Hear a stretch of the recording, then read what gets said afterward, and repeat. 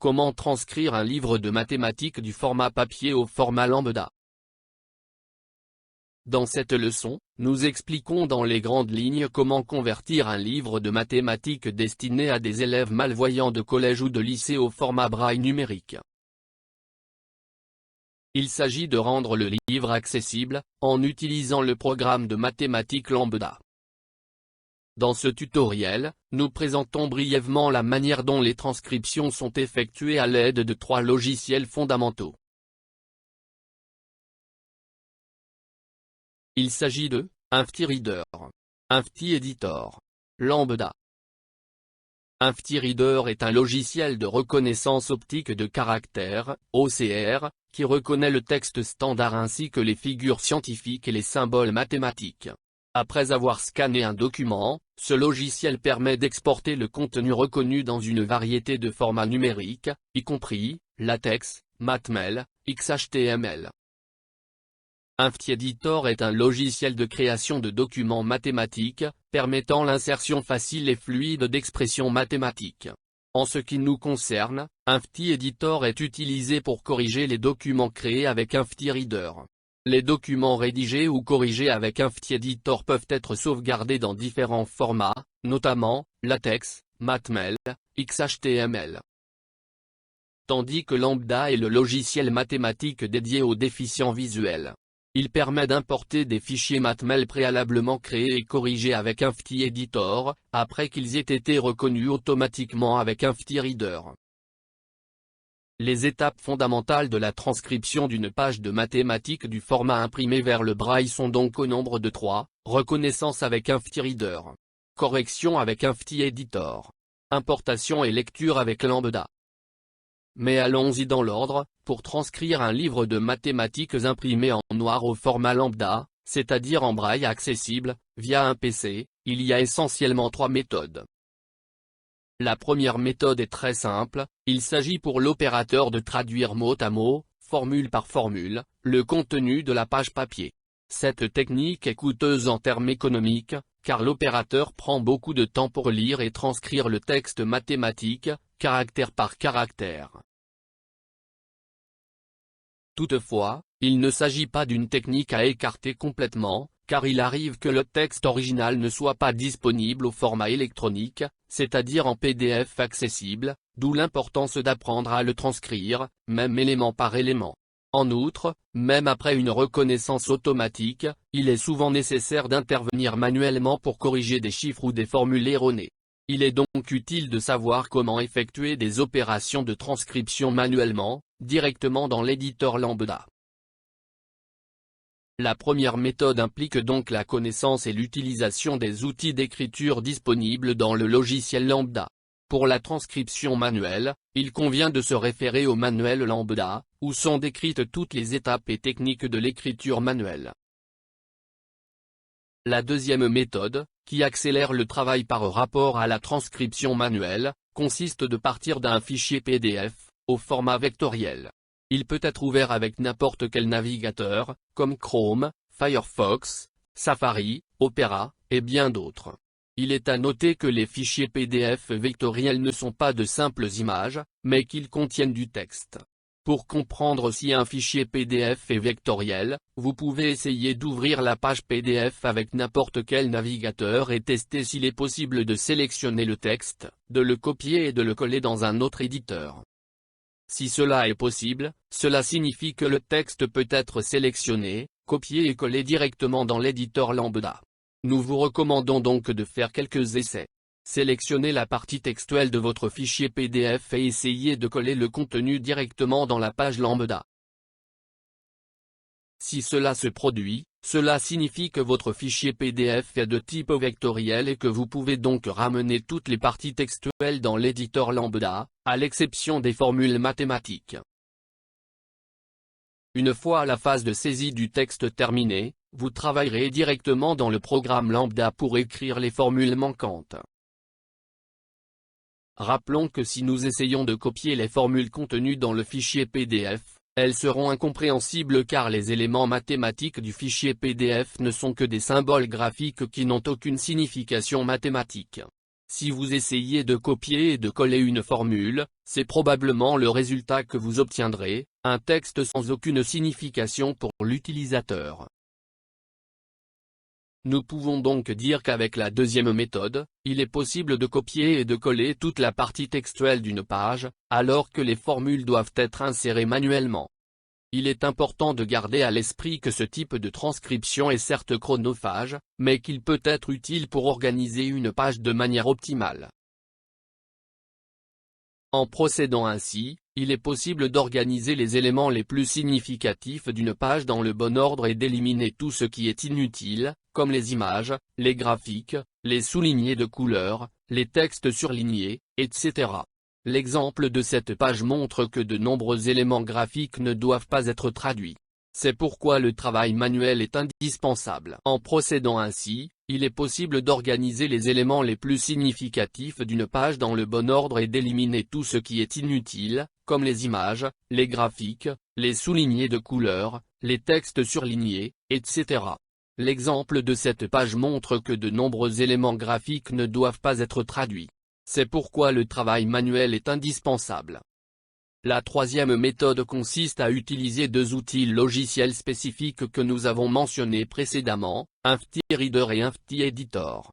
Le premier permet de reconnaître automatiquement une page de type image et de la sauvegarder dans différents formats tels que YAML, LaTeX, XHTML, et bien d'autres. Le second outil, InftiEditor, permet d'éditer le texte reconnu et de corriger les éventuelles erreurs, ou d'ajouter du texte qui n'a pas été reconnu correctement pour une raison ou une autre. Veuillez noter qu'InftiEditor vous permet également de sélectionner des environnements. Ceci est particulièrement utile lors de la conversion automatique en lambda. L'éditeur Infti vous permet de séparer et de distinguer la partie textuelle de la partie mathématique. Comme vous pouvez le voir sur cette image, la partie textuelle est composée de caractères noirs, tandis que la partie mathématique comporte des caractères bleus.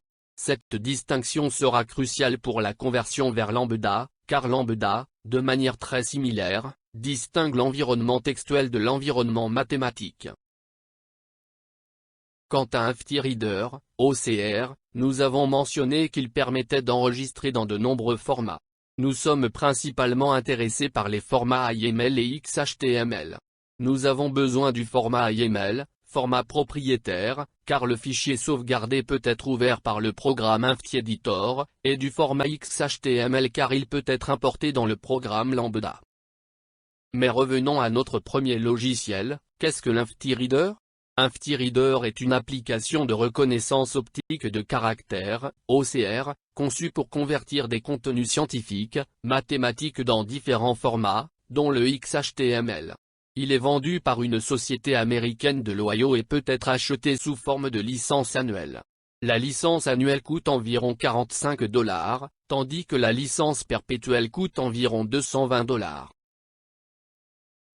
Cependant, InftiReader fonctionne également en mode démo. La version de démonstration dispose de toutes les fonctionnalités de la version payante, mais avec une limite maximale de 10 pages à traiter par jour. Il est donc possible d'expérimenter pleinement son utilisation et toutes les étapes nécessaires à la conversion d'une page sans avoir à acheter de licence. Sur le même site web d'InftiReader, il est également possible de télécharger InftiEditor, un logiciel gratuit qui permet d'ouvrir les fichiers produits par InftiReader.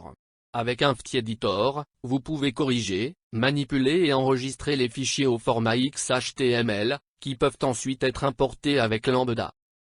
Les fonctionnalités d'InftiEditor sont adaptées à nos transcriptions puisqu'elles nous permettent d'ouvrir les pages produites par InftiReader et d'y apporter les modifications nécessaires pour corriger les éventuelles erreurs de reconnaissance automatique. Pour mieux comprendre son fonctionnement, commençons par des exemples concrets. Voici un fragment d'une page reconnue automatiquement par InftiReader et ouverte avec InftiEditor. Disons tout de suite que les parties reconnues automatiquement sont distinguées en deux environnements, l'environnement textuel et l'environnement mathématique. Ce type d'approche nous rappelle le programme Lambda. Il propose lui aussi deux environnements. Ainsi, le travail de correction et d'assignation des environnements qui sera effectué dans cet éditeur sera sauvegardé et fidèlement reporté dans Lambda également. C'est un grand avantage pour la transcription. À titre d'exemple, commençons à faire quelques modifications. Au début du texte, vous pouvez voir que la lettre 'R' a été mal reconnue. Dans ce cas, il faut intervenir manuellement en allant dans le menu Trouver remplacer et en remplaçant le caractère incorrect. Nous ouvrons la fenêtre de recherche remplacement. Dans la partie supérieure, nous collons le symbole reconnu de manière incorrecte. Et dans la fenêtre du bas, nous indiquons le caractère correct, qui est la lettre ''R''. Nous constatons également que le symbole ressemblant à un L majuscule est erroné et doit être remplacé par la lettre L. Nous procédons donc à la recherche et au remplacement comme nous l'avons fait précédemment. Continuons les corrections littéraires jusqu'à ce que nous obtenions le texte correspondant à la page originale. Notez que le fragment est maintenant correct. Il n'y a pas d'erreur. Cependant, il y a des caractères bleus et noirs proposés de manière désordonnée. Il est donc nécessaire d'attribuer les environnements corrects au texte en question. Il convient de noter qu'en ouvrant le fichier YAML dans Afty Editor, l'utilisateur se trouve face à deux fenêtres, à gauche, le texte reconnu par l'OCR Afty Reader, et à droite, le texte original. De cette manière, le transcripteur a la possibilité de comparer rapidement l'original avec la partie reconnue et d'effectuer des corrections. Une fois la page corrigée, nous procédons à l'attribution des environnements mathématiques et littéraires. Pour ce faire, il suffit de sélectionner le texte qui nous intéresse et de lui attribuer une valeur littéraire ou mathématique en appuyant respectivement sur les icônes T ou M. Ces icônes se trouvent dans le menu supérieur. T signifie texte, M signifie mathématique. Comme nous pouvons le voir maintenant, la partie textuelle est entièrement en noir, tandis que la partie mathématique est en bleu. C'est le bon format pour la conversion au format lambda. Il ne reste plus qu'à améliorer la mise en forme en supprimant tous les retours à la ligne d'origine qui n'ont pas de sens pour la transcription en braille.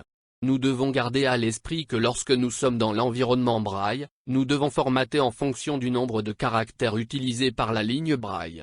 En général, il y a 40 caractères par ligne, mais cette valeur peut être modifiée en fonction des besoins spécifiques de l'utilisateur. Mais une fois le travail de correction et de mise en forme du texte terminé, il est possible d'exporter le fichier au format XHTML. Ouvrons maintenant le programme Lambda. Nous allons dans le menu Importation, sélectionnons XHTML, et choisissons le fichier précédemment enregistré dans le programme Afty Editor.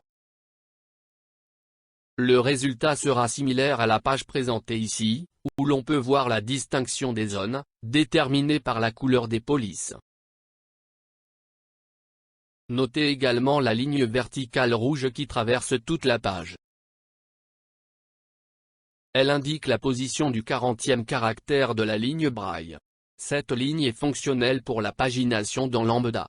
Maintenant que nous sommes dans l'environnement Lambda, il est possible d'intervenir davantage pour faire d'autres corrections, si nécessaire.